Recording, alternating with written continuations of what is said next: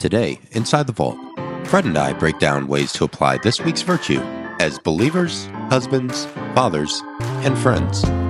Whoever you are and wherever you are, we're glad you made it. Are you ready? Let's get back to good. All right, welcome back to good. Happy Monday. Good to see you. Fred, what's up, man? How Happy you doing? Monday. Oh, how's life on the in the QC on the East Coast? It's great, man. Yeah. We're in the holiday season. This is absolutely my favorite time of year, hands down.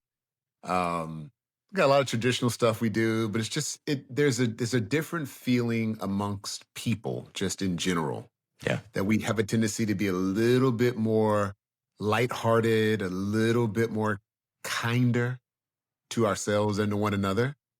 That makes you appreciate this time of year more than just the buying and purchasing and debt and all the other things, unfortunately, and maybe some loneliness and some negative things for some folks, right? But Yeah. there's a lightness about it Mhm. that I just genuinely appreciate and look forward to. So I'm good with work wise. We are somewhat you know if you haven't done it by this point, it's not happening, That ship right? sailed, baby. Whatever's been done has been done, which is a good feeling, right? It's good to know that at some point it ends and everyone kind of takes a step back and Mhm. it's a little bit more reflective. And so it's nice. It's Yeah. nice. It's gotten cold quick though. I will tell you, that's the one thing I wasn't ready for. It Yeah. was like in the 20s last week. Yeah, man. Like someone turned on winter. I don't know. All of a sudden it was like click and it's December. Y'all getting like precipitation or the dangerous like southeast frozen roads where everybody There shuts was down like again? frozen, like sleet, I guess, Yeah, like a week ago, something like that, a little bit. They delayed schools, and you know how it is doing the I South. do. Any I little do. thing happens. Which let me not take that for granted. As a person with kids in public school, I'm appreciative when people are taking precautions Right. about the transportation of our children. So That's right. let me not say it that way, but you Right. get it. Anything that hits the ground, there's a change Yeah. It's all in good. schedule. I know what you mean, man. Yeah. So we're diving into selflessness today. And first of all, we talked about this a little bit. So for all y'all, this is the last back to good before the holiday break. And then we'll come back after the new year Yeah. with some good episodes lined up. I'll tell you about those before we close out the new year, but you can wait on those for a minute. But yeah, on selflessness, and I hosted my buddy Matt. And man, I just love that man, first of all. And his story, what really stood out to me above everything was a little bit of what I put in the little reel and trailer to promote it. But he was talking about how when his son was diagnosed and he has autism, and then when he found out about that, and he said, I was praying a lot for his healing. And then he said, as I reflected, I realized, why am I praying for that? And I think you listened to that piece, but without me sharing what I thought of it, when you listen to Matt, because you don't know him like I do, Yeah. but just from a listener's perspective, I always like hearing like sometimes your perspective because I know these people so well, but maybe you don't know them all like I do. So like just listening into some of that storyline and that narrative from Matt's story, which Matt, I love you, man. Thanks for sharing that. Like that takes such a strong, vulnerable man to just come on to someone's show and go like, let me tell you where I was a little bit offbeat and where I had to adjust myself and get out of my own way. But what landed on that to you, or what did you think of that? Because that was powerful. Yeah, to me. man. Um, it was a great example of true strength Mm, and fatherhood. Like yes. that's exactly what I believe ultimately God would desire for all of us is to get to a point where we put aside, and I think he even talked about it, our pride Mm-hmm. of what we believed or hope would be and focus more on what his will is for us, which is better than we could hope, imagine, or dream. Right. And I think that's the part. And as I was listening to his story, I have my own personal story that Right. is somewhat similar to Matt's. And I will say what I have learned is that through situations like that, when you're dealing, especially with your children, Right. when you're dealing with a situation like that, you have no idea the blessing that God will use your story and your situation in order to help someone else. Mm-hmm. And I feel like we've talked about this many a times.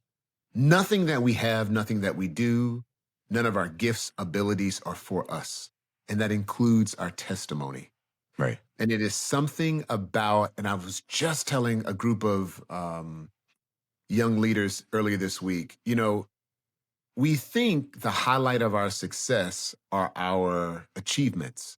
Mm. But if we're real honest with ourselves, it's in our lowest points that we grow the most. Yep.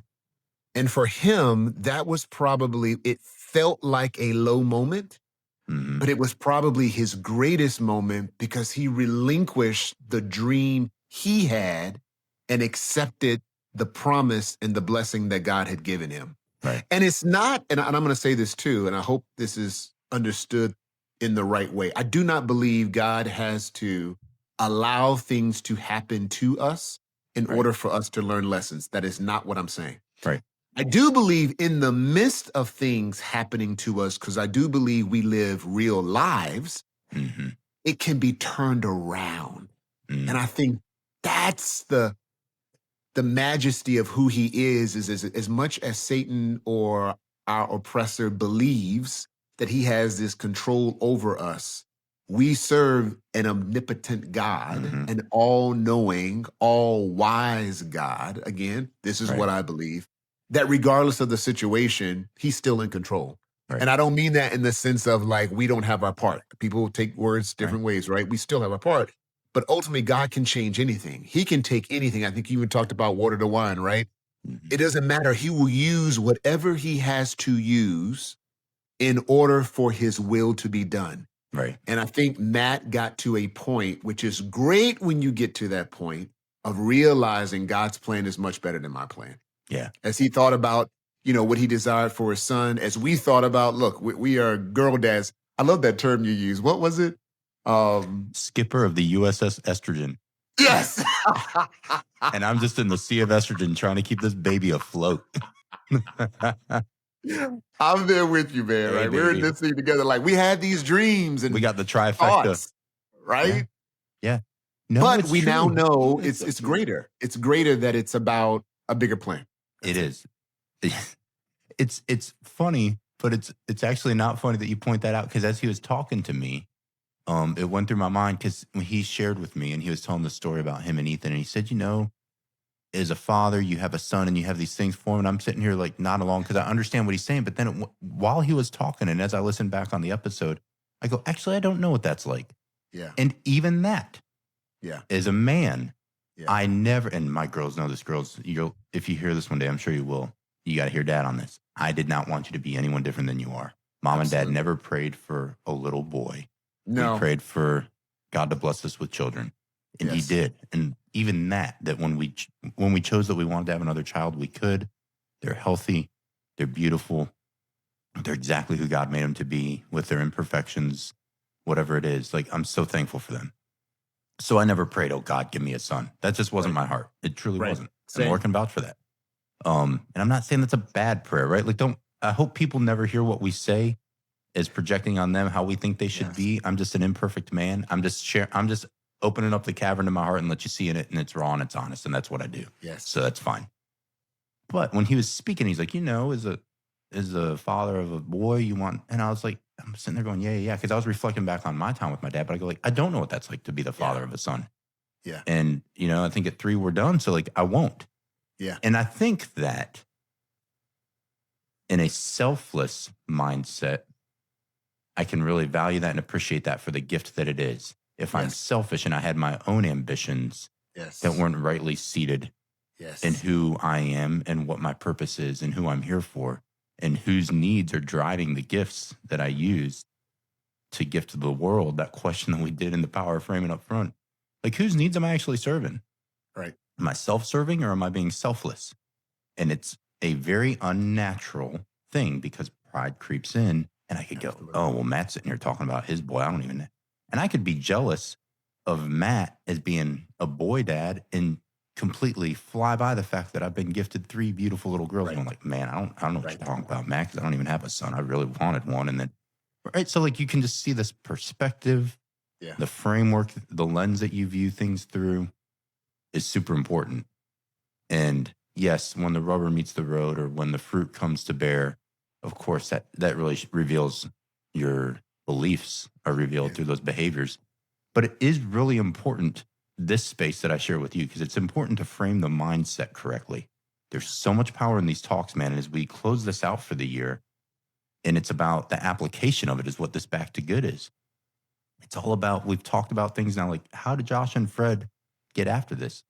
This is how I get after this, like having honest talks with people that keep me accountable, keep me disciplined, check me when I need it, encourage me when I need it, and both are needed all the time. Yeah. Equally, it needs to be that double edged sword of the conversation with someone I trust. Yeah.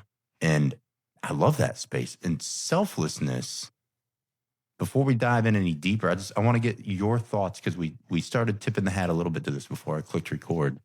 But you're talking about some of the balance, and I think some of that perspective and how people might misinterpret or misalign their understanding. And I love the way that Matt framed it, where he said it's sort of underpinned by, you approach it with this humility and with this generosity and Mhm. with compassion.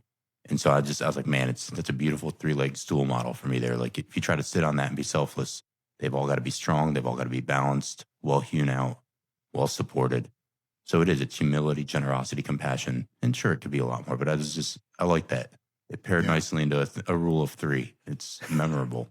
I was like, Yeah. that's a really great way to capture the things that underpin this heart of a Yeah. selfless man, especially. I Yeah. think today I love it. If there's women that listen to this, that's great. And my daughters, if you listen to this, sure, listen to maybe what a man should be like for you one day that we model. But ultimately today, I think I'm coming straight for men to close this year out. Yeah. I'm going to be real. Fred and I are coming at men today. And if Yeah. women benefit from it, rock on. Maybe you can. But today, I think I want to hard in and hone in on men. Yeah. Because as we close out this year and look to the horizons of 2026, man, men need to be men. Yeah. And men need to be selfless men and get out of their own way sometimes. Yeah. So, how do you frame this up with what we were talking? Like, give me your thoughts on this virtue before we start diving into it. Yeah. I definitely believe this is one of those topics in the wrong context and not hearing the complete story could be very much so misunderstood. I think there has been a lot of discussion around in all types of arenas, from self-help books to the spiritual world to the religious world, on, denying yourself and making sure you put others first. Right. There is a balance to it, though. I definitely think there is an intentional balance you have to have. I do believe you have to put Christ first in your life, and that means his will, his plan. Mm-hmm. But with having his will and his plan, there is also an importance of understanding how your self care should also be a priority in ensuring you are in a good place in order to put Christ's plan first. So you Right. can't deny yourself to a point.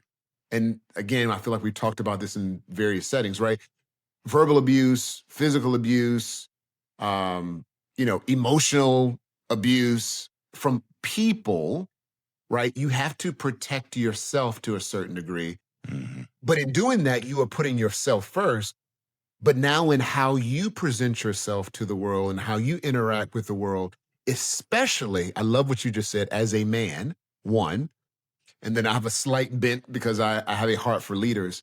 As a Mm-hmm. leader, you Yes. also have to put yourself second. Mm-hmm. The people you are responsible for, your children, your wife, any person that you've been given some type of responsibility for, your first responsibility is making sure that they are getting to where they need to be, Right. regardless of what it is. It doesn't have to be a spiritual thing. It could be again, a professional thing. It could be a Sure. friendship thing. Your life, like our lives, man, I'm learning this. And God knows I feel like there are moments that I get it and I'm there, and the other moments I'm like, I'm not there yet, right? Yeah. They're just these moments, man, when you realize and you're thinking you're really putting others first. Mm-hmm. And then there's some situations when you realize you really aren't. There's that pride and there's that self-preservation. Again, we talked about this just slightly a little bit. I won't clearly won't share anything you said, but I'll share my part Yeah. about sometimes when we are making decisions or going through a decisioning process. um, I have a tendency to withhold information Sure. because I don't want anybody else's opinion. I don't want your thoughts.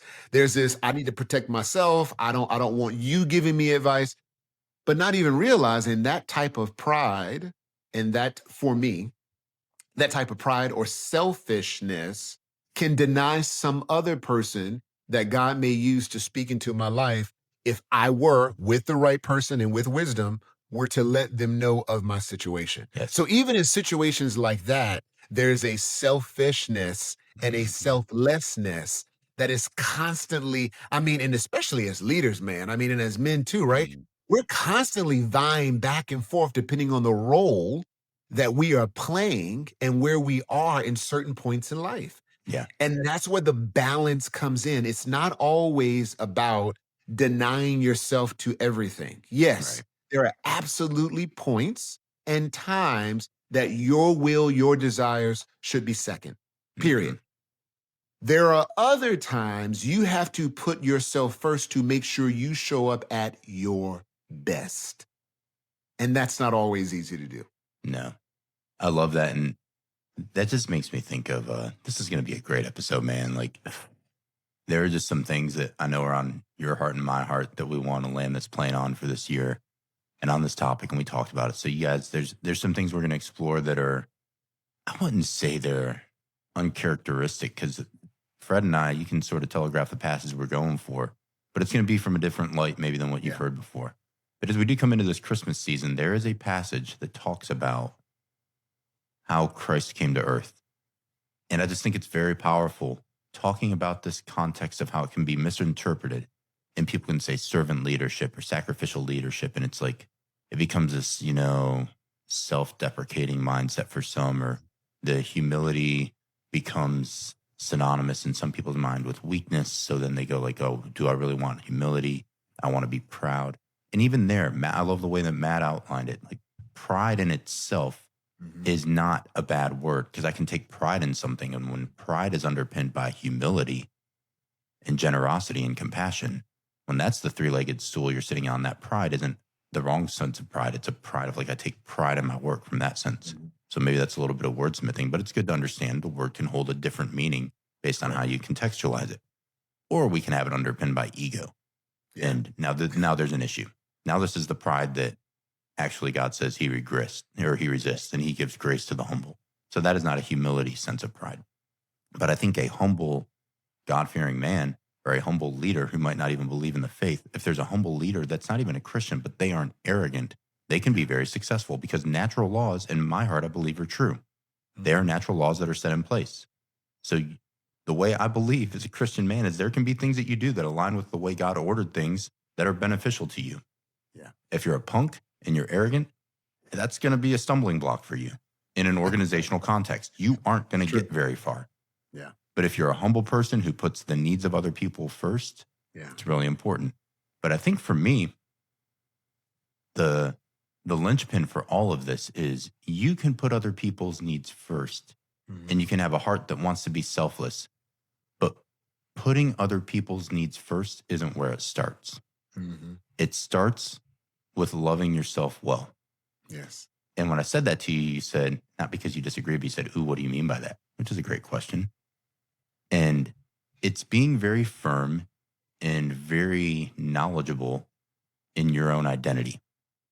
And for me, the way that Fred and I know he's the same way, the way that we choose to believe that is the identity and the purpose God has created us for and gifted to us and entrusted to us. And that can and should evolve and transform and change over time. Not the core of who we are, but the way that we are Right. gifted, maybe Right. some of those giftings and talents that we learn and develop as we grow and mature and become wise and gain experience through life and exposure through life.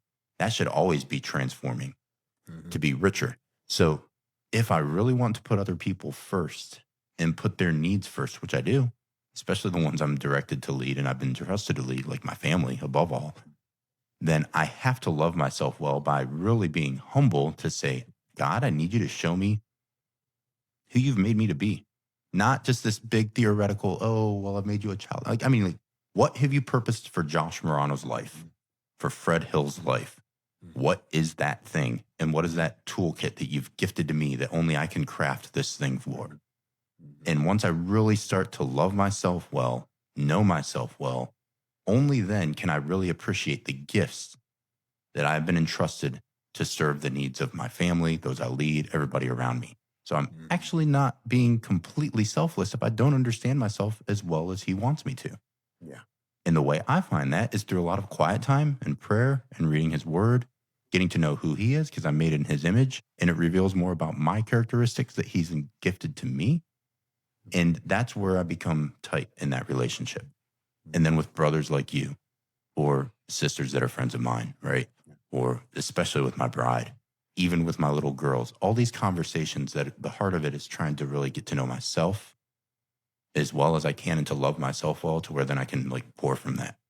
Mhm. And the the scripture that I love for this man is the model of when Christ came. It's in Philippians 2:5-8. And Paul says, he says, hey, have this mind in you, which was in Christ Jesus, who, though he was in the form of God, didn't count equality with God a thing to be grasped, but emptied himself. So it's talking about Jesus when he came to earth in human form.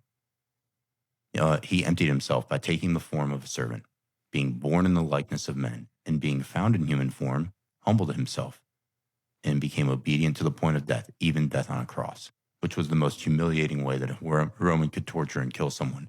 So, like, here's God becomes flesh in this Christmas story. And it's very strategic that we're talking about selflessness stepping into this time of year because it is the perfect model. Yeah. It's not that God is love, and everything about his character is love. He is the embodiment of love. Everything he did was to serve people who didn't deserve it and to love them well. And God, we could just unpack that all day long. Like, not even just doing good things for the ones that he loves and cherishes, but the people that hate him and are at war with him. And he loves them equally, just as much as the ones that say they love him. So there is no respecter of persons in his vocabulary. Everyone has equal worth, and everyone was worth him coming down to Mhm. sacrifice himself to the point of death for them. That's how much he wanted to selflessly pour out for us. Yes. And that story is so challenging to me because I can't even get along with people who might say they share the same faith or that really don't even threaten me. Sometimes I just get annoyed and I really don't feel love in my heart for them. And they aren't even like trying to go to war with me or hate on me. So I'm like, I am so far off the mark so many times. And so it's easy when it's an easy person to Yeah. embrace this model. Oh, I want to put you first. So like that's lipstick on a pig, man. That's like that means nothing to me. The people that really are going in for you or hate you, like how do you handle them? How do you handle the people that talk trash about you all day long? Yeah. That really are just out to get you? Do you actually find space in your heart to get to know yourself well, to serve them, to love them? Because that's the litmus test to me Mhm. of how much do you really believe this word Mhm. that you say you believe, men? Mhm. It's easy when the people are easy. But when Mhm. it's difficult people, how do you actually treat them? How do you speak to them? How do they feel when you walk in a room? Not just your little girls or boys that you love, not just your family you love. How do the people that hate you feel when you walk in a room? Do they feel hate back? Because if you're believing the way we do, they shouldn't. Man, and that's where it sits on me. And it's like even saying Yeah. it out loud is such a Yeah. challenge. Yeah. My own words are like smiting me right now because it is so effing hard. It's Come on, real. dude. It's real, man. It's real. We feel it every single day. Look, you and I are both human. And, as much as we have learned and we continue to learn from life's experiences, we are still works in progress. And Mhm. I believe, as long as we have breath in our bodies, we will continue to have and be tested in our character building. And it's hard. It is very difficult. I can name a number of situations dealing with people where they are not kind. How about let's say it that way? They're That's just good. That not works. kind Mm-mm. people. And I will tell you the two things that I have to remind myself when I feel, and I can speak this way, if you get it, you get it. You don't, you don't. When my flesh starts to want to take over, I have to Mm, stop and remind myself, who am I representing? mm, In mm, that mm. moment, because to your point earlier, Josh, like everything we've been given, our position, and I don't mean that necessarily in thinking in grandiose ways, but just our Right. position as in our families, Yep. our position, where we work amongst our friends, people are constantly watching us. And let's just be honest. They're always Mhm. not watching because they want to see the good. They're waiting for us to break. Oh, they They're waiting for sniping. us to crack. Yep. They're waiting for us to do the thing that they would do because in their minds, you can't be real. No, no, no. This Yeah. this this, this guy can't be living what he's saying. And it's in those moments as I feel everyone else feels it in my flesh to want to retaliate or to say something or do something. I realize, no, no, no, I can't do that Mhm. because I represent something greater. There is a gift and a calling on my life. And this is how I think about it. And this may be too deep for some folks, but just go there with me. God is trying to get me somewhere. So I Mhm. can't waste time continuing to take the same test. I gotta pass the test. I gotta Yes. move on. Yes. I gotta move on. I So know. many Oh, people are, Israelites circling the mountain. What should have been 40 days became 40 years. The number of years that it took Abraham and other people to get through things, right? And it's not judgment. I'm just saying that it didn't have to take that long. right. But our pride, the lens through which we see things, we allow our flesh, as other people in the religious world say it, right? Take over and allow it to dictate how we should act when we know what we should do. Mhm. And the more we are consistent in being selfless, it becomes easier. It doesn't become easy, it becomes easier. Right. If anything, maybe that moment when you want to retaliate in kind to Mhm. someone, maybe when you first start out, the feeling lasts 10 minutes. Yep. But after a couple of times, you get it down to like 2 minutes. Like within 2 minutes, you know how to respond. Mhm. And I love my wife, so I can say stuff like this, and this is not a bashing thing. My wife and I have grown significantly in our ability to quickly get over frustrations that we Yeah. might have with one another. Right. And it is a great thing. I know she tells me, don't say it because then something's going to happen. I'm like, no, I'm going to say it because it is happening. And it's a great thing. I've seen this to the last 14, almost 14 years of our marriage, where there was a time, right? Pride, that selfishness, right? She say something, I say something. I got to come back with a line. She's got to come back with something. And now it's not that we don't have the moments, Right. but they truly are moments. Right. It's a moment. It's like, I didn't like what you said, I didn't like what you said. Okay, this is why you said it. This is why I said it. And we move on. Right. And we're both happy. No one's And like it's good. still dealing with the residue Yep. of Man, whatever that thing was. that just happened this morning. So we're recording this on a Sunday, and our kids had like this little Christmas Sunday school show, and it was cute, and they all had songs and dressed up as little angels. And same as you, I can say this, and Lord knows it's true. It's what happened. So it didn't even seem like a big deal, but I think at times there's times where I, as the father, will sense something about the spirit of my daughter that she's not picking up on because she's frustrated with wrangling the cattle, or Yeah. vice versa. So when one of us senses it, like we have to almost frustrate the other adult for a second because we're trying to protect the little ones from, Yeah. hey, if you don't stop, you are going to explode this thing. Like I see it coming. Like the Yeah. ship is wrecking into the rocks right now. Stop. Back to the USS Estrogen. This baby's about to crash. We're gonna crack the hull, man. We don't need that.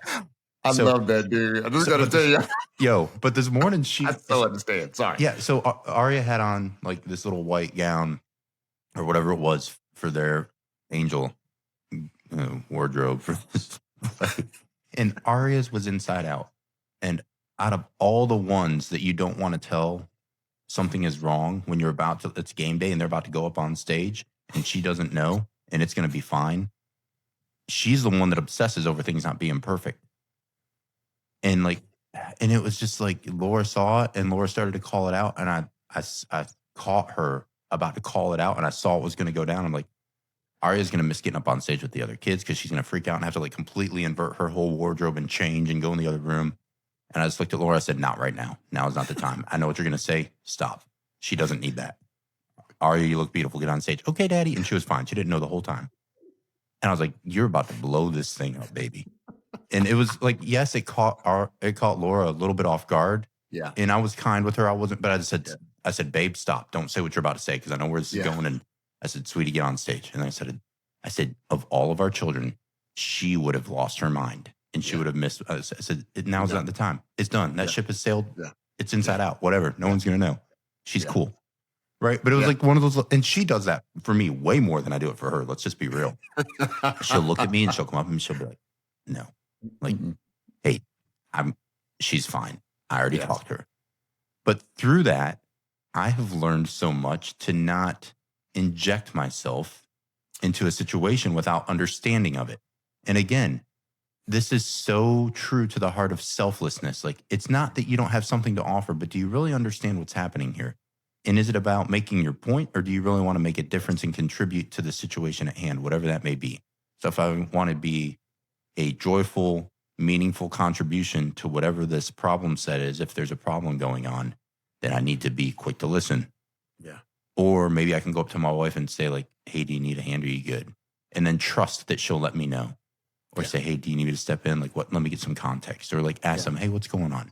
And then try to listen. And I've learned that. And I think I've gotten much better at that over the years, like you. So we have our moments where it's a flash in a pan. Yes. And then it's gone. Yes. And we appreciate each other's heart is really just trying to love and help. Yes. So like, yeah, we're people, we're humans. But I do think. Hold on a second. Before you move past that moment, I can't let it pass. Yeah, no, dude, please. So that is really good. And again, I feel like as I'm thinking about this year, I feel like we've talked about this a little bit as well. Everything isn't your mail. Yes. So every situation, even you knowing when to insert yourself, and again, this can be with your children, with your spouse, with your partner, in business, with people you lead. Every situation is not a situation where you need to be a part of the solution. Right. And having, again, I call it the Holy Spirit. You call it what you want to call it, intuition, whatever works for you. Sure. Whatever that is, that voice that guides you, you having a submission to that voice is selflessness. Right. Because your desire, let's call it what it is, men, to control a situation Bingo. is now being suppressed. Mm-hmm. And the more you are able to understand when you need to get in a situation and control it, and when sometimes that's not for you, that is growth. Mm-hmm. It's in those moments, selflessness is most profound, dude.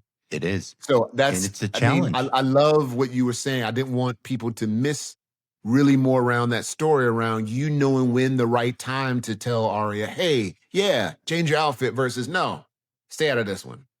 And that voice that spoke to you probably, again, hopefully stopped a derailment of a Christmas pageant. Yeah, anyway. and it's just those little moments. It's not always rocket science, but sometimes it is a loving way that you can step in because you're really just trying to help it and you're trying to protect like the stress of a little girl. You want her, and they did so good, man. The girls were singing beautifully and they had so much fun.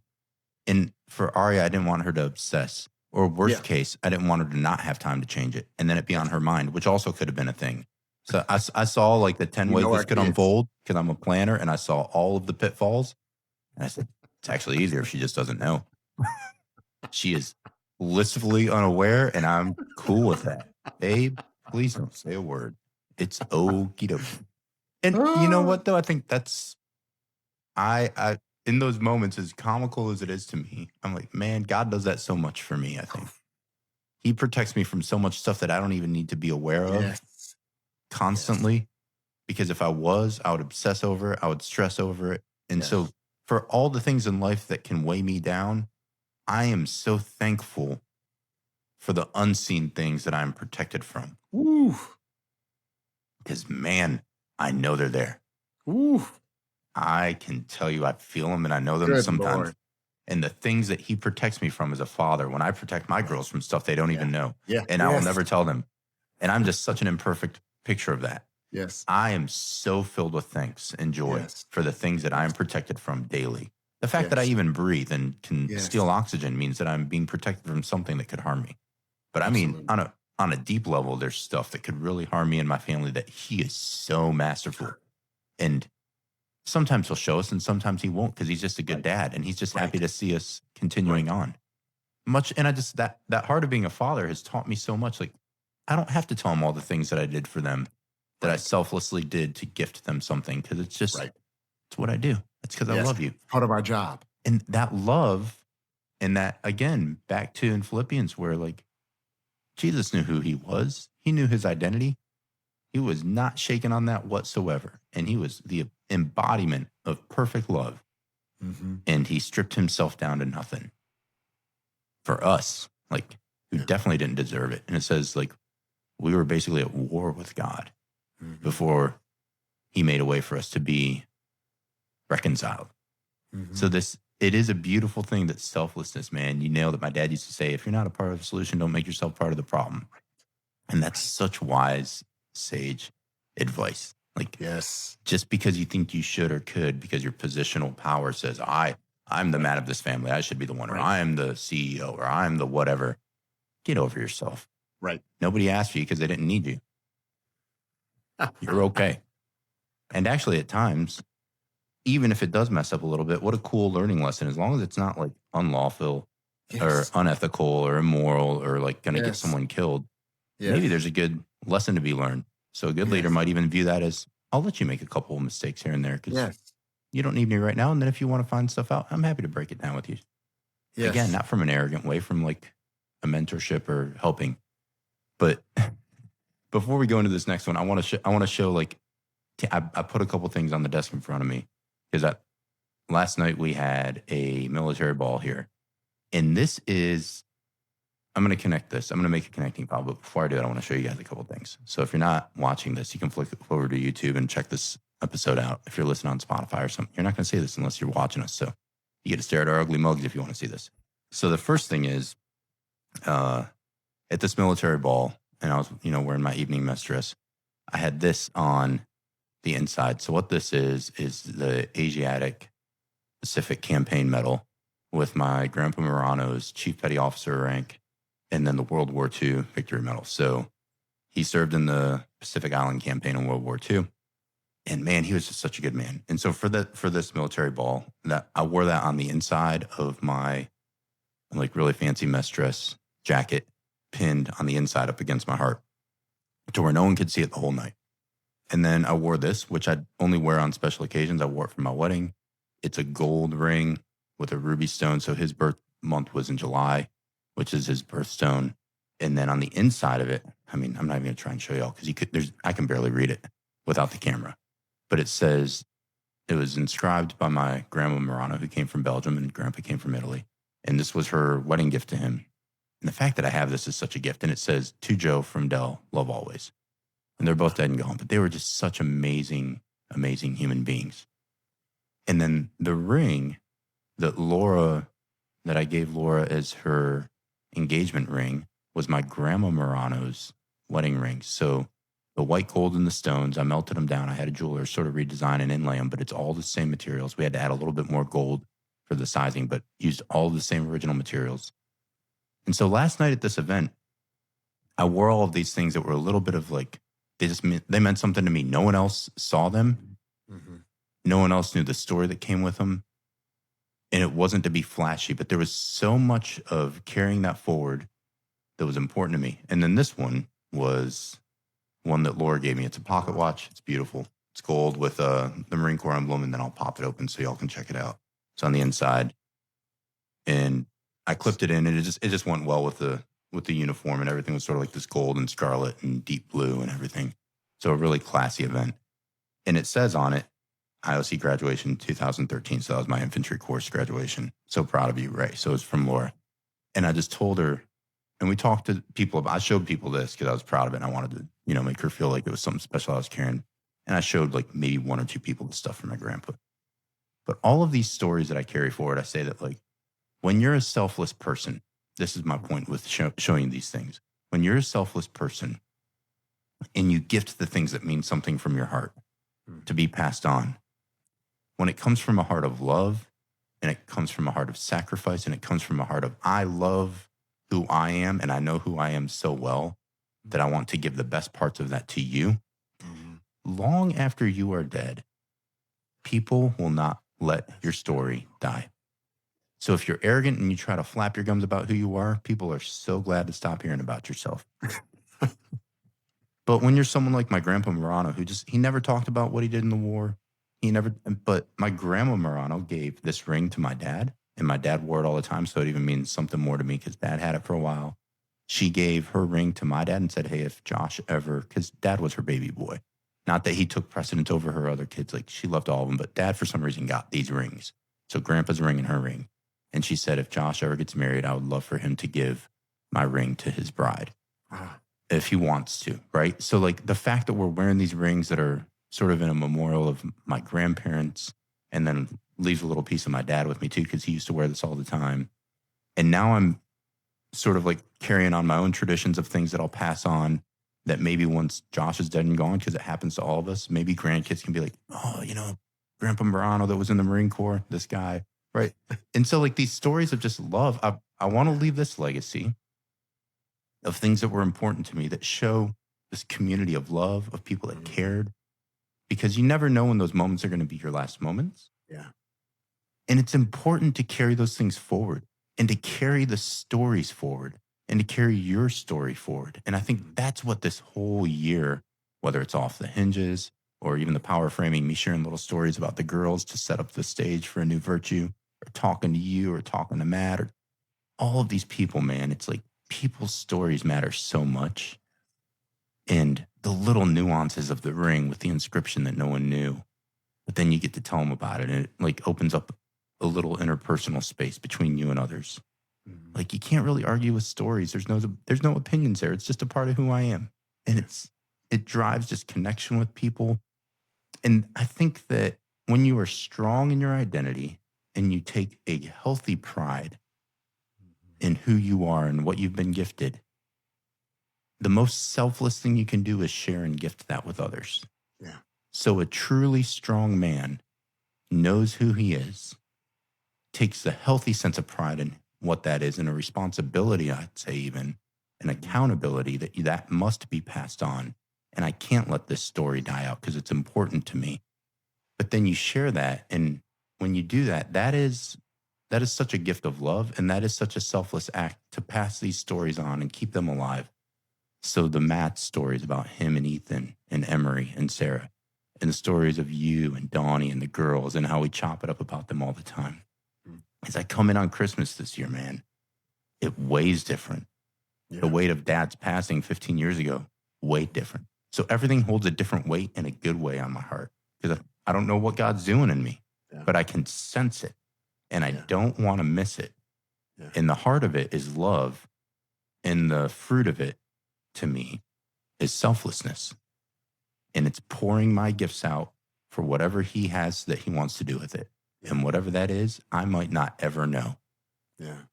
I don't, but Yeah. I have to be obedient, Yes. because to obey is way better than whatever sacrifice I think that I could offer through this. So I think the Yes. obedience of just pouring that out, um, that's everything. So I want to share something on something else, but I want to kick it back over to you because Yeah. I mean, I want to hear from you. Like, what are some of the things you're doing in this season as we're rounding the corner into Christmas and closing out the year, Yeah. that you as Fred are doing within your life and within your family and your leadership role to like keep some of those things alive and pass them on and share some of that stuff that only Fred can bring to the table? How are you doing that? Yeah. I gotta go back to what you said earlier, man. And I think I've been saying it slightly differently, but it means the same thing about Mhm. loving yourself. Yeah. Um, and when I say saying it slightly differently, it's reminding myself who God is, Hmm. because I have been, will continue to be made in the image of Him. Hmm.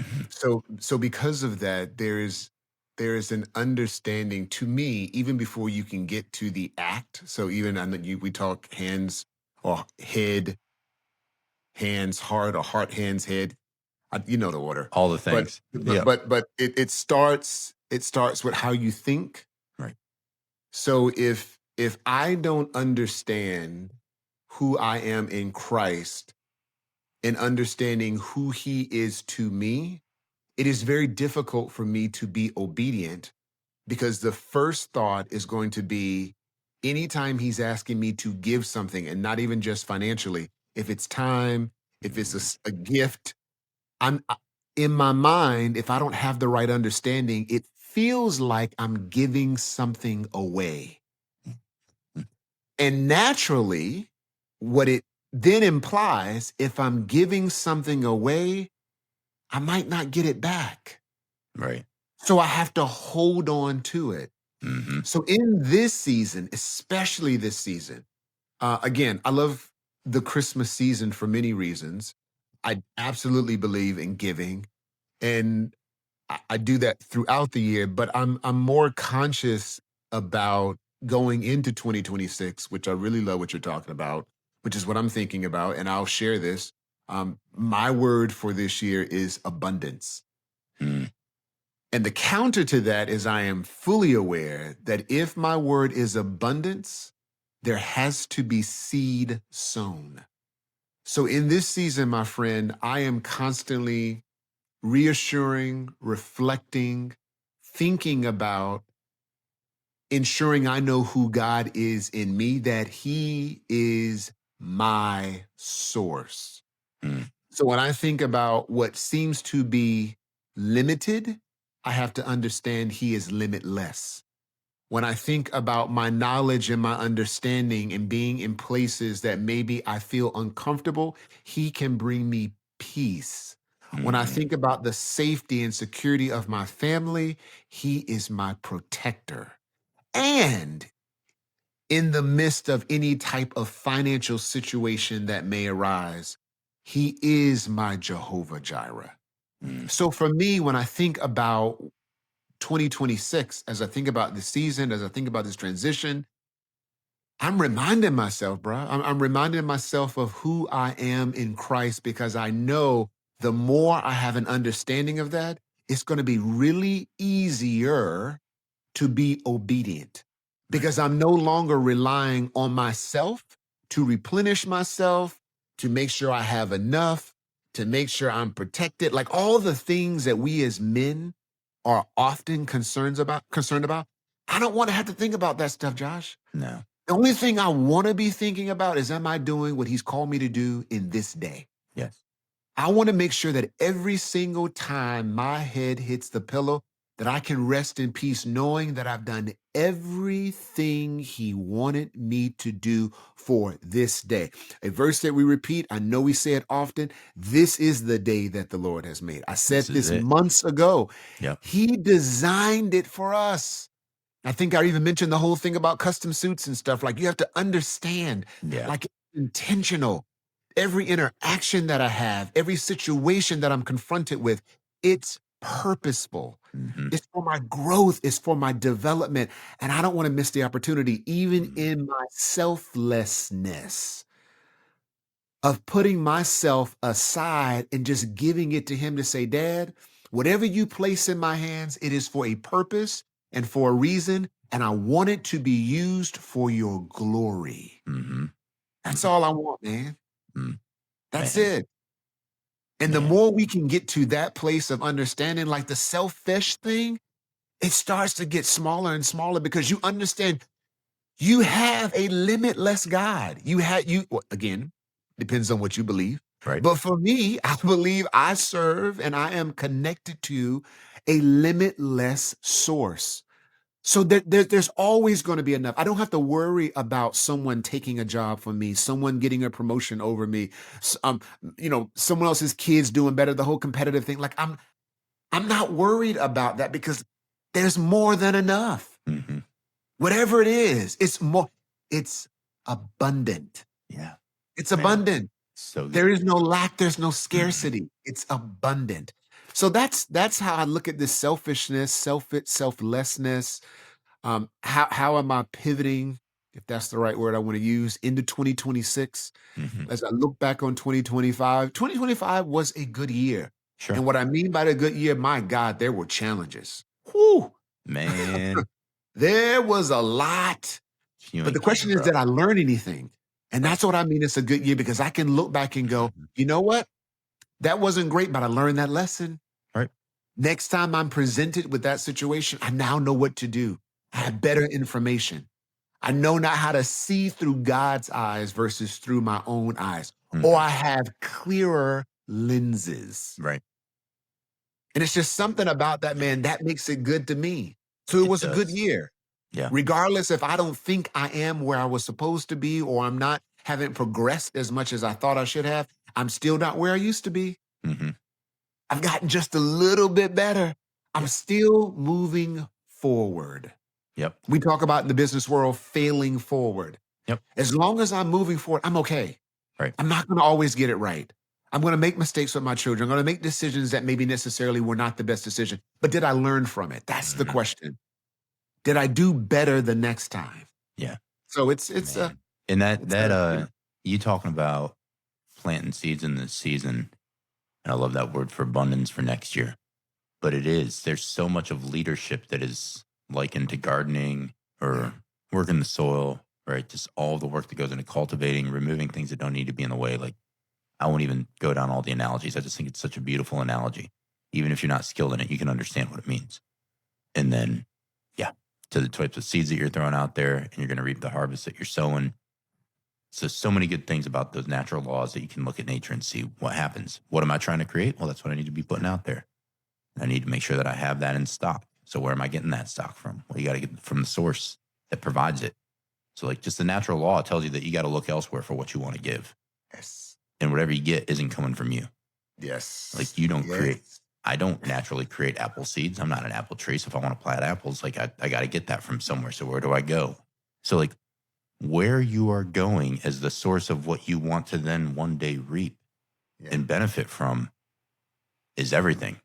yeah And I'm with you, man. Like people don't, I'm not trying to force people into believing the way that we believe. That's not my job. I'm not trying to persuade or convince. And I say it a lot, but like I don't even know if those people would be listening to this anyway. But I you don't know never where know. this I don't know where this lands or where it would land, or even if it's just for the hearts of my daughters to reaffirm and reassure in them that the places you go to seek the instruction or the wisdom or the resources or the anything you need in life, Yeah. it's not places plural. It's to whom are you going? Mhm. And there is one. In my heart, there is one source Yeah. for all good things. And when we talk about good, I heard it so much when I was listening to Matt, and I've been thinking about it. And I try not to just let these moments escape me and pass me by. Because, like you said, this is the day. This Yeah. episode with you is the episode. This is the gift. This is the Yeah. thing that God has put on my heart. Every time I click record and I sit behind this mic, I treat it in my heart like this could be the last breath He Yeah. gives me. What Yeah. am I doing with it? And it's not a morbid thought. That's a sense of responsibility. Yeah. That is a sense of selflessness. Yeah. I am going to come back to that because selflessly, I want to give whatever the best version is of me that He's made me to be. I want that to be what shows up. And it's important because these spaces for my little girls, they need to know like, hey, dad didn't have it all together. Yeah. But when dad made good decisions, he was quick to say, man, that was God. Yeah. Or that was God working through Uncle Fred or, Yeah. whatever. Yeah. Right. Yeah. And I want to honor you in a second because it's, there's something Fred said to me the other day after we got done with our episode on discipline, our last one that we did. And after we turned off the camera, and I'll say this because he said it for me, but I want to share it with y'all because this is what we do. And when it comes to this selfless act in this abundance and planting these seeds, there is a level of encouragement and brotherly love. Like y'all can see it. It's palatable on this episode. It always is. But when the camera clicks off, or even before we record, there's a level of love and encouragement that you don't get to see much from another man. And if you can find a friend like this who really has a selfless heart like Fred does, and I know I share the same thing with him, man, I don't know how I could make it through life without these brotherly connections. And he goes, hey, man, he said, I just want you to know that was a great episode that I listened to with Ron, but he was like, I want you to know, and this is paraphrasing, but generally what he said, He said, I want you to know that you had such a gift. And as much as I loved Ron's story, he said, the gift of you being present for Ron and encouraging him as a guy who's trying to just like rebuild his life after some bad decisions. And he's like, the way you loved him and we're just like leaning in and present with him and encouraging him. He was like, that's gift. He said, you better never stop sharing that. You better never stop talking that sort of love into other men's lives because we need it, man. And I tell you what, man, like I was just in tears. I was like, yo, that meant the world to me because to hear a brother, like Matt said this the other day, guys, like not everything I say is meant for everyone. Yes. I believe strategically it's placed on my heart for someone that I might not ever know it was going to. Yeah. That's not the purpose in being the messenger. I just gladly obey and say, whatever you got for me and whatever you press on me, let it roll. Like, let's go with it. Yeah. So that encouragement to me was everything. And those are the seeds. And any abundance that might come from these episodes or from these just assertions that we make and exploring these things and living up in our heads for a little bit and talking it out together, it's for the good of other people. Yes. And the verse of Micah 6:8, like Fred and I talked this, we were very strategic when we picked the naming of this podcast series, Back to Good. And you can look at the design and like the one O is a little O, so God pops out. And like the design, we try to get creative with it and keep it simple. And that was fun, creative iteration back and forth. But then at the end of it, I go like, the verse that always sticks out in my mind is like in Micah 6:8, he says, he's shown you, man, what's good and what the Lord requires of you. Do justice, love mercy, walk humbly with your God. So if you're a man and you're going like, what could I do? Man, I've really screwed things up in life. How could I bring any good back into this world? Mm-hmm. I can give you a very easy roadmap. Do justice. Don't be flapping your gums about the justice other people should be changing themselves to. Yeah. You be a just person. Yeah. Know the truth, live the truth, do justice. By every man and woman, treat them all the same. Love mercy. That's different than grace. Grace is loving people that are easy. Mercy is not giving people what you think they deserve. So like that mercy piece is just like really loving people despite their fallible nature and maybe not carrying forward things that you could justify you should do. It takes a selfless person to get out of the way of your emotional desire to react and not carrying that forward. And then just walk humbly with God. Just that in itself, if you just start there. Yes. Just walk humbly and go like, what you got for me today? I want to do that thing. And man, there is such a cool example. And I want to let Fred unpack this. I'm going to read a quick snippet of it. And I want to hear Fred's perspective on this for you all. There's a character in the Bible named Jonathan. He was the son of Saul. Saul was the first king of Israel. We've talked about him before. God regretted that he made Saul king because he really screwed it up. He didn't kill the king of the Amalekites. You can go read this in 1 Samuel 15. Well, if you read in scripture in 1 Samuel 18 through 20, it's probably, in my mind, one of the most profound biblical pictures of selflessness, loyalty, and just love. I think it's probably one of the best pictures outside of Jesus of how a man should love another man. And it's the way Jonathan related to David. Because Jonathan, for all intents and purposes, objectively to man's perspective, is the next rightful king. Your dad was king. You're the son of the king. You're the next king. That's how monarchies work. Okay, you're up. And Jonathan recognized God's will. And he said in 1 Samuel 23:17 to David, you shall be king over Israel, and I shall be next to you. And then in chapter 18, 3-4, he removed his robe, his armor, his sword, his bow, and his belt, and he gave them to David. And it wasn't just sentimental stuff. Like, this was symbolic. He was giving David his identity, his authority, and his inheritance from what man would have said. This is your identity. This is authority you rate. This is your inheritance. It's rightfully yours. And he selflessly just disrobed himself, literally, and gave it to David and said, it's you. I'm here with you. And I had my buddy Chris. I'm going through something, decisions on my own, like Fred said, and that's between a very select few. And if you don't know, you're not at that table of decision making. Not being a punk, it's just a fact. But when I talk with my buddy Chris Payne about it, what I've talked with Fred about, and I'm sitting here thinking of these things that are coming down the pipe and things I'm thinking through, praying through, deciding through for the family. And he said something about something I mentioned the other day when I posted about my dad and reflecting on that, because I think it's important to memorialize things and just to like remember and share that for my little girls and remind them who their grandpa was. And he said, man, that was beautiful. He said, I wonder if people know. He said, I don't really know. Like, with you on your left, he was like, I get a sense of where I think that might come from because he's a military chaplain now as well. He's like, but what does that mean? Like outside of a military context? I was like, it's a good question. So I'm going to tell you what this is. So when I say with you on your left, it initiated with this mindset of Jonathan and David. And he said, I'm going to be next to you. And it was truly the sacrificial, like servant mindset of like, I don't want to promote myself. I just want to be right next to you and literally give you anything I've been gifted to serve your success. It's the heart of who I am as a coach. It's the heart of who I want to be for my brothers. And I'm talking to men today. Like, of course, I want to do that for my family. That's a no-brainer. But for men like Fred or like Chris or other brothers, like I really want them to know, like, okay, I'm with you on your left. But symbolically, what that means in my heart, in the military, you walk left and abreast and one step back from someone who you are showing respect to. So if you outrank me or you have a position over me, I'm walking to the left and abreast of you. So I'm with you on your left means like I'm on the left-hand side because you're more important than me. That's how we walk in the structure. Like at least a lot of people don't, but as a Marine, I do because that's what we're supposed to do.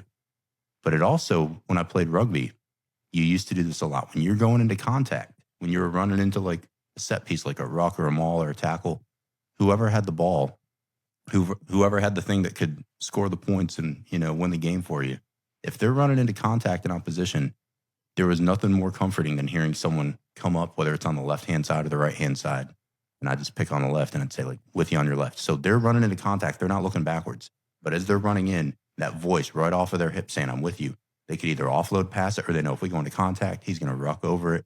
He's going to take these guys out for me. So it's like that gust of wind in your sails. And you're like, I'm staring down the teeth of some big boys that are about to flatten me. And then you just hear someone like, with you on your left, and you communicate it. And I don't even have to look back. I already know what you're doing because we're like that. So, and I told Chris, I said, it comes from military, it comes from that. But the heart of it, actually, when I say that all the time to men and to people that I'm coaching, hey, I'm with you on your left. It's like, whatever you're about to run into, you don't have time to look back. You got to take it head on. I am with you stride for stride. And whatever you go into, I'm with you together. And whatever I have, much like Jonathan, I'm stripping it and it's yours. You need my shield, you need my sword, you need my belt, you need my wisdom, you need my experience, you need anything. Whatever you need, you got it. Because that's what we do. Mm-hmm. And I think that heart of selflessness can only come from a strong man who knows what he has to offer, has trained himself in mind, body, and spirit to go into that contact and to be emotionally resilient enough to take that contact lick for lick. And then to have the endurance to stick it out with someone in their toughest spot, man. Yeah. That's the heart of selflessness to me. Yeah.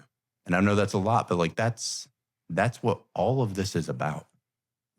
What Fred and I do and the way he encouraged me. I know that's sort of a long bringing it full circle, but the way he encouraged me, I can't even tell you what that meant, dude. I can't. I mean, I think you know it, but truth, man. It was truth. It's truth. But I want to kick it back over to you because this has just been weighing on me a lot this year that I think men need to hear this and be encouraged in this and not in some macho guy that's trying to prove a point online, from just a real man that's got little girls looking up to him. Yeah. And who I respect deeply. I want to hear your thoughts on this. Yeah.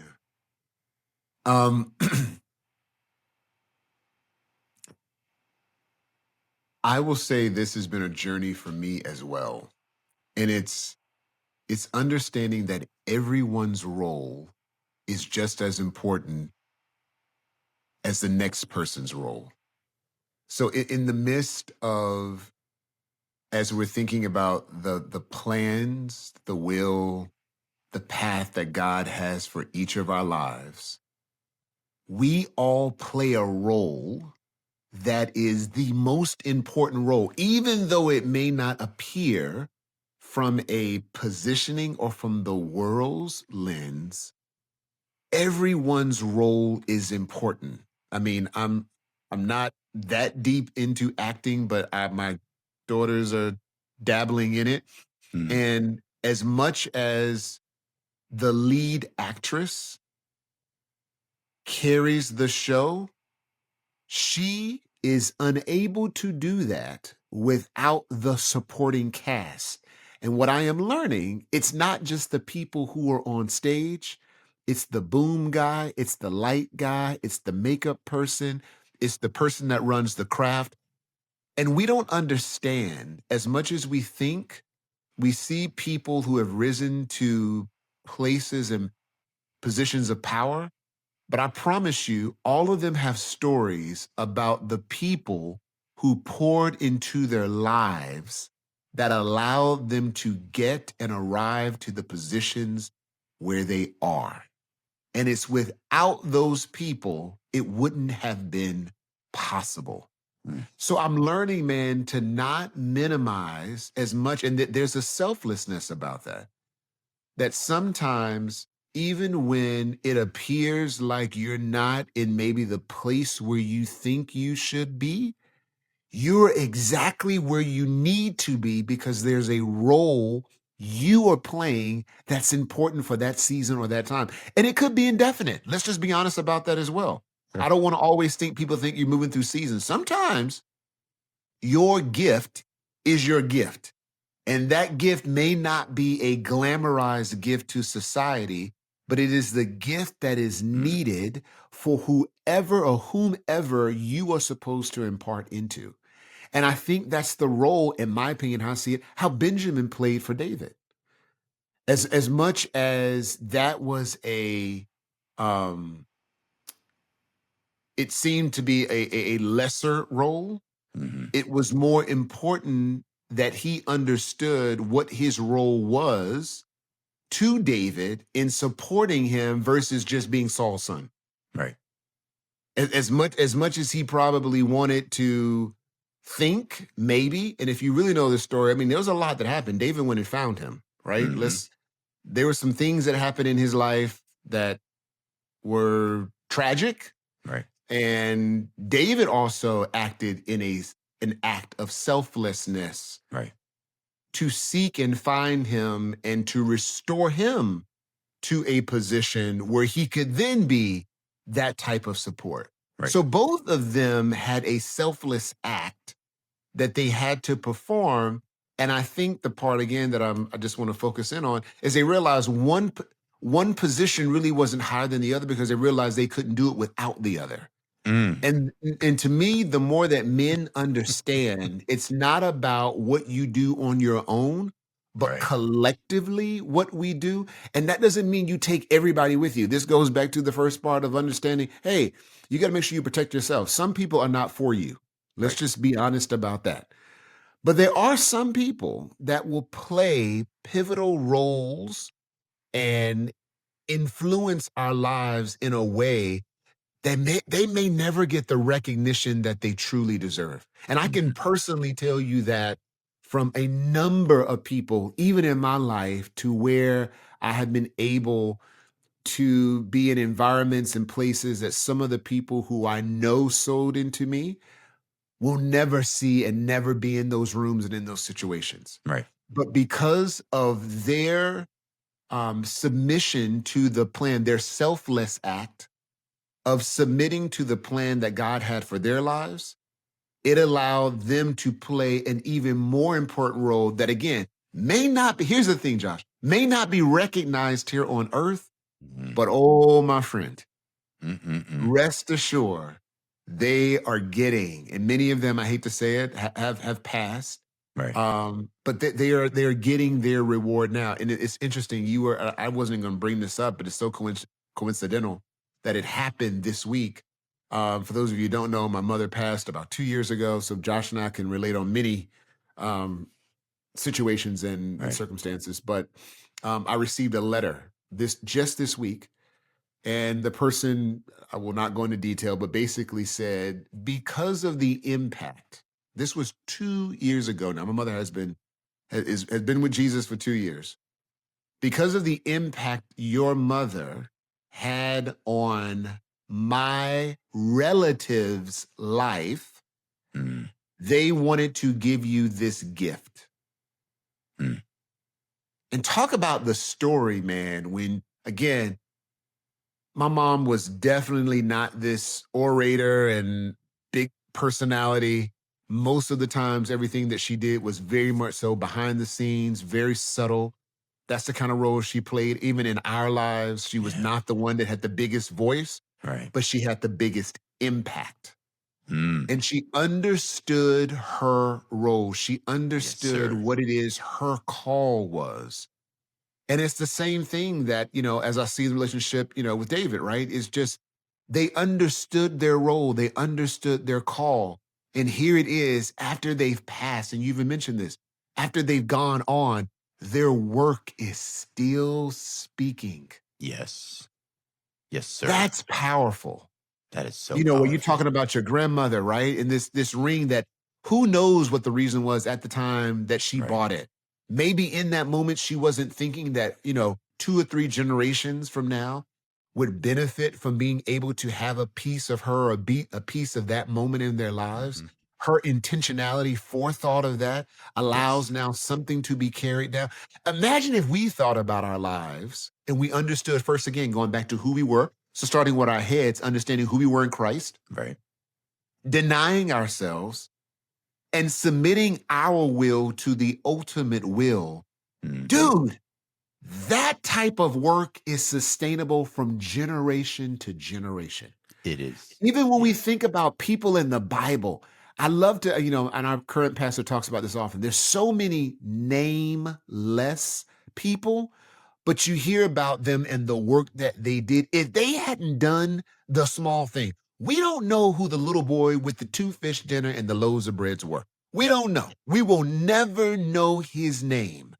But rest assured, the role that he played that day, as small as it may have appeared to be, has now lasted for centuries. Right. Something so small. So, again, realizing that position is not it, it's about the obedience. Hmm. It's about the submission of our will to his will. It's about understanding that every gift we have been given, it has purpose. And even though it may not be elevated to some position or high position of, power or influence, it does have power or influence because it's what God has given us. Exactly. And the more that we can sit in that and really focus on that, oh my God. Yeah. Think about the things that can be done. If everyone played their role, and again, I'm with you, dude. Let's talk about the men. If just men Hmm. would stop being selfish with their gifts to one another, even with, and I appreciate you and love you, brother. I didn't need that. Yet, I do understand the need that a lot of men don't understand how we can encourage and Yes. uplift one another, and that doesn't take anything from us. Nope. Something so simple. And look, I've been guilty of it too. God will give me a prompt. And sometimes I'm like, they're fine. I'm just being honest. Yeah. Can I put myself out there? I'm like, they don't need that. How many times, I'll get that little prompt, hey, send such and such a text message. I'm like, they're tired of me talking. Or, hey, just call such and such for a second. They don't want to hear from me. How many times have we done that? Again, I'm putting myself out there first. And I've minimized that gift and that opportunity that God has granted to me to impart into someone's life for that moment. And I think you even said that. Even if nothing else was worth it, I think you guys were talking about a guy that got encouraged through something that Matt had said. Even if no one else got it, Right. if the one person comes back Yep. that understood it and received it, it was worth it. Yep. It Oh was yeah. worth it. And it was Matt. Matt was standing in front of a formation. He's a lieutenant colonel. He is a executive officer for a Marine Expeditionary Unit, which is a huge organization in the Marine Corps. Like he's doing really well, and yeah, he's just a great leader, man. He said I told the Marines like, hey, I love you, and he's like, I'm sure there were some that were snickering, but he said there was one young Marine that came up and said, I have never had another man say that to me in my life, and even that comment just sort of rips my heart out of my chest. Yeah. Like, how could no man ever look at another man and say, I love you, brother? Yeah. Like, come on. So, Yeah. like, get out your own way. Yeah. Quit trying to be so macho. Like that, there is nothing stronger than being able to like genuinely look at another man and be like, I love you. I really Yes. appreciate you. And not try to put fluff filler words to Right. like soften Right. up the impact that it needs to hold. It Because needs it to have, feels uncomfortable. yeah, like again, and you can selflessly communicate your love to another man only when you're confident in who you are. Yes. So it takes Yes. a level of confidence and strength and identity to be able to pour that out. And it Yes. takes a heart that is really rooted in love, true love, Mm. that can then do that.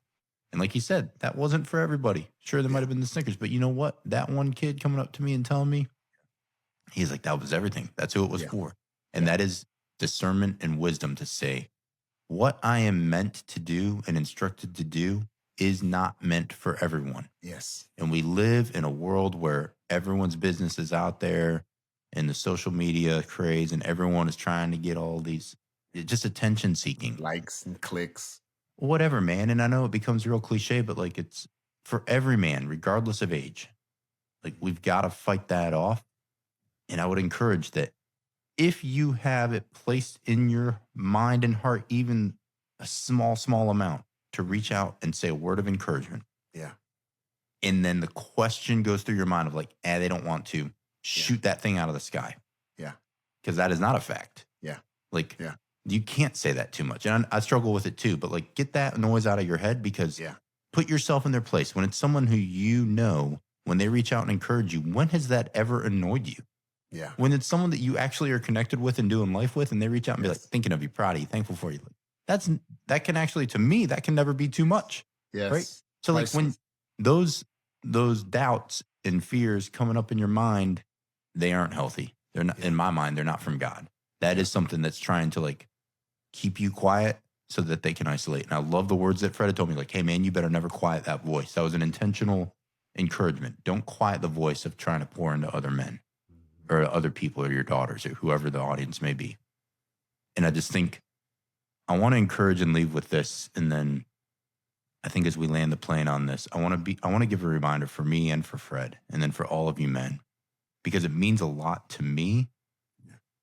The names, like Fred shared a little bit about the names of who God is to him in certain seasons, right? Jehovah Jireh and all of these different words. And like our God is going to provide for things when we might not know where it's coming from. And I love that picture of the daily bread. Or if you look at the children of Israel, this manna that came from heaven. And if you read that passage, it was, you had to eat what was given you that day before it went bad. They could only eat that portion for that day. There's so many things you could unpack in that, but just take it and apply it as you desire. It's a truth. You're burning fuel today off of what you're putting in your body, right? Like you're not.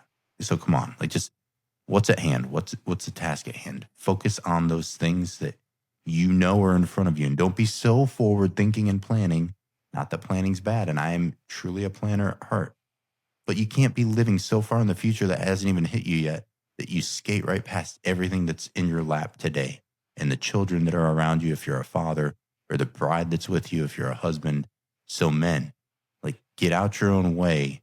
Quit trying to frantically prepare for everything that might not even come to pass.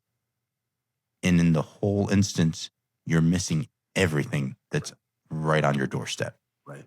Like just stop. And it's hard. It's a challenge for me. But I want to leave these words of like Christmas time. I always read this. It's a part of Handel's Messiah. It's in Isaiah. But when the prophet Isaiah talks about when Jesus is going to come to earth, it gives very specific names of what he's going to be called. And each one of these names to me sits exactly as it needs to in my heart in this season of life, with big decisions, with who I need, with gaps of a earthly dad. It's like, how did you know I needed this so much? And it's so timely for me, man. So I'm going to say it. And if I can say it without losing it, that's great. Then I'm going to kick it to Fred, because then I got to get my stuff together again. And then he can close this out. But when I say this, just know, like, whoever you are, wherever you are, you're always welcome here with us. You're always worth it. We're so glad if you listen to us, if you hearing us chop it up. We're so thankful for that. It means the world to us. And even if no one ever listened, for my girls and for Fred and for the family, man, it's so good for our hearts. Yes. It's a gift that we give each other. Like, we are each other's Jonathan and David. And I don't even know which role we're playing. We probably ebb and flow out of both of them. It's just a heart that wants to love and encourage and promote whatever God has for the other. and then make ourselves as sharp and as focused as we can be to be the best asset for that.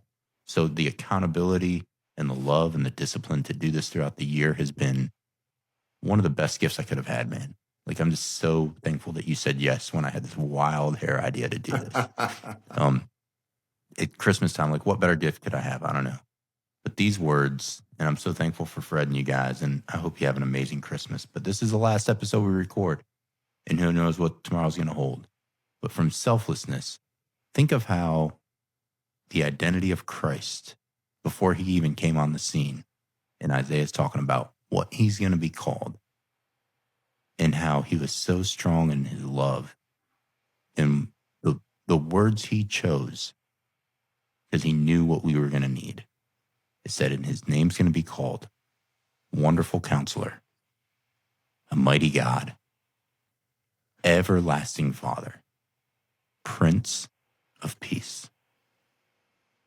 And I'm going to hand it over to Fred, but I can't even tell you how much in moments where I am making big decisions, I need a really wonderful counselor in my life. I need him to be a mighty God. I need him to do some stuff that, man, I just have no one else that can do it for me. And the collective of everyone on earth probably couldn't pull this thing off for me. I need him to be mighty. I need him to be supernatural and other than what I can bring. An everlasting Father, that's self-explanatory. And just a Prince of Peace, man, there's so much tension. I need some peace in this decision. I need some peace in my life. I need peace. I need it so badly. But those names of who you are, that's what's been sticking to me. You shared some of yours of who God's been to you in the season. In this Christmas season, that handles Messiah and that passage out of Isaiah, just they sit in my heart and they do bring me a lot of peace because that's who he is. So, man, Merry Christmas to all y'all. Over to Fred to wrap us up before we kick it into the holidays. Over to you, my man. Man, there's not much more to say. You always give us something to think about and just to reflect on. I would definitely say as it comes to an end of a year,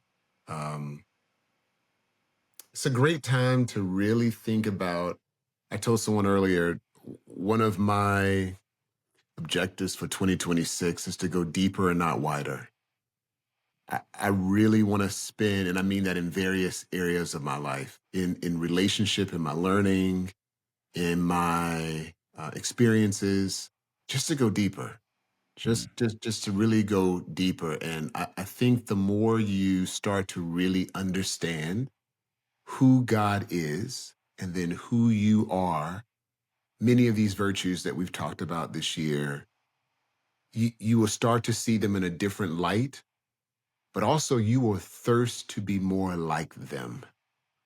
And I think that's the part, even though, this experience has been definitely one that Josh and I are giving to others, I can by far say it has been also very reflective of areas in my life that I've needed to adjust and tweak and think differently about. And as I've heard different people on, some of the vault sessions and, just other places to just talk about a lot of these virtues, they make you just want to know God differently.